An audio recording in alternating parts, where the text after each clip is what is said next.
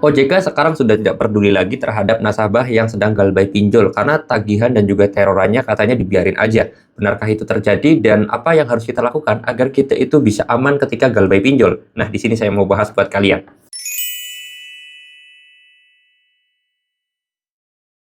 Assalamualaikum warahmatullahi wabarakatuh teman-teman semuanya. Pada kesempatan video kali ini saya ingin membahas terhadap yang namanya apa yang akan terjadi ketika OJK itu sudah nggak peduli lagi terhadap yang namanya galbay pinjol.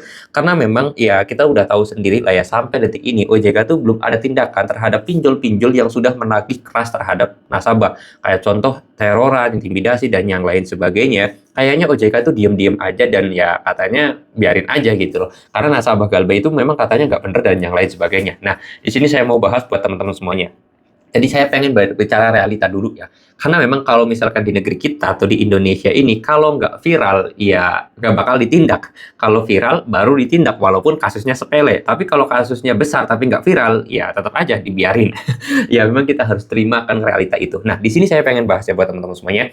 Terus apa dong yang harus kita lakukan agar kita itu ketika galbay itu jadi aman? Oke, nah di sini saya pengen bahas.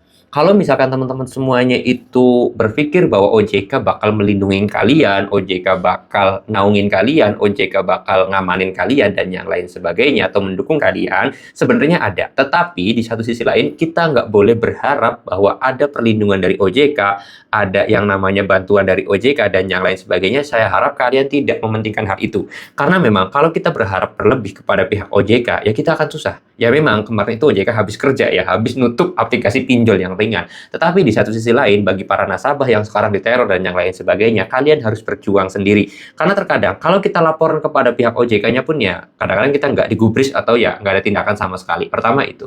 Lalu kemudian yang kedua juga, kita lapor kemana pun susah. Jadi solusinya gimana, Pak? Mungkin kita bisa upload aja ke media sosial, agar siapa tahu nanti itu ada yang viral, terus ada yang viral, baru nanti OJK bisa bergerak. Nah, kalau kita udah berusaha seperti itu, solusinya kalau kata saya adalah ganti nomor HP dan reset HP menjadi salah satu solusi buat teman-teman semuanya yang udah males dan udah ketakutan banget ketika ada ancaman dan teroran intimidasi daripada pihak pinjol itu. Saran saya, udah ganti nomor menjadi salah satu solusinya. Bukan apa ya, bukan nggak ada jalan lain, tetapi karena ganti nomor dan juga reset HP merupakan salah satu jalan yang paling cepat, lebih baik, dan juga apa ya, kasarnya tuh udah nggak ada masalah lagi gitu loh. Kalau misalkan kalian ada data-data penting, nomor-nomor penting, ya kalian tinggal backup ke email, ataupun kalian tuh backup dulu ke HP yang lain gitu kan, ke HP istri, HP suami, apa ya saudara gitu kan, minjem selama 10 menit, di restart, ganti nomor HP, selesai sebenarnya. Jadi itu yang kalau kata saya solusi terbaiknya. Nah, kalau kalian itu berharap, nanti juga OJK bantu, nanti juga bakal laporan OJK, bakal ditindak. Itu kalian laporan dari tahun 2020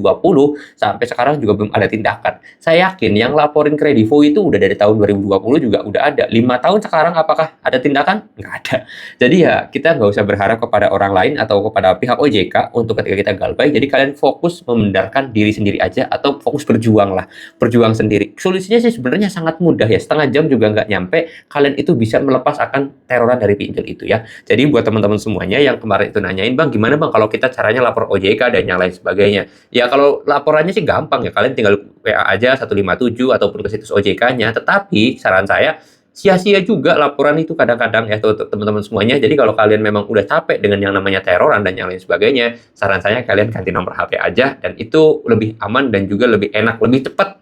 Seperti itu ya teman-teman ya. Oke, mudah-mudahan video ini bisa bermanfaat dan bisa menjawab atas pertanyaan dari kalian. Kalau kalian mau tanya, tinggal tulis aja di kolom komentar. Next video bakal saya bahas. Saya mau tutup dulu video ini dengan kata Assalamualaikum warahmatullahi wabarakatuh.